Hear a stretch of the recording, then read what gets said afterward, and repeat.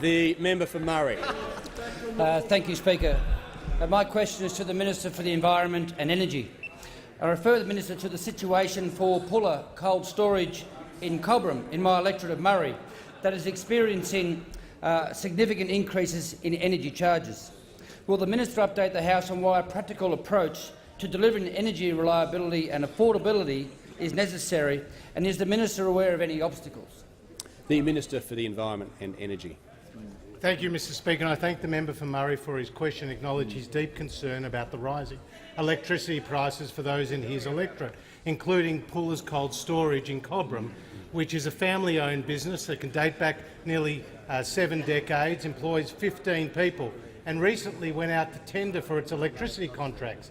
And the offers that came back were 135% higher than over the previous 3 years, some $350,000 higher than over the previous 3 years, Mr Speaker. Now, why is this happening in Victoria? One of the reasons is because the Andrews Labor government was determined to see the closure of Hazelwood, Mr Speaker. One of its ministers said that its continued operation was disgraceful, Mr Speaker, and they tripled the coal royalties on those in the Latrobe Valley. And we also know about the moratoriums and the bans on conventional and unconventional gas extraction, which Geosciences Australia tell us has more than 4 decades worth of reserves in Victoria. That's why we on this side of the House are determined to rein in network costs, determined to get more gas into the market. That's why the Prime Minister's meeting with the LNG providers was so important, to reform the infrastructure and the pipelines for gas and to get those costs down and to invest in pumped hydro storage, Mr Speaker.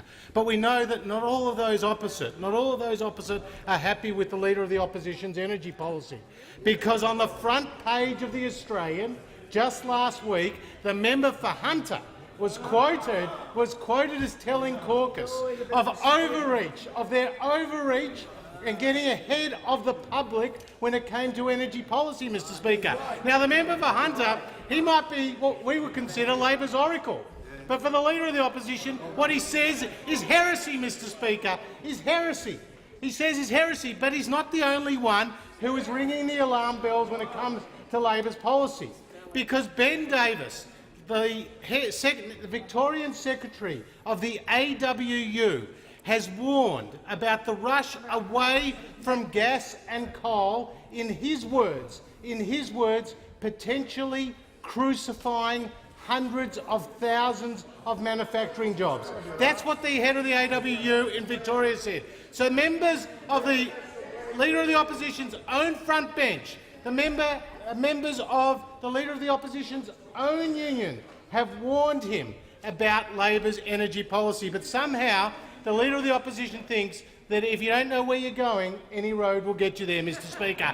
And that road of your energy policy is less jobs, is higher prices and is less electricity stability. In other words, Labor's energy policy is a road to ruin.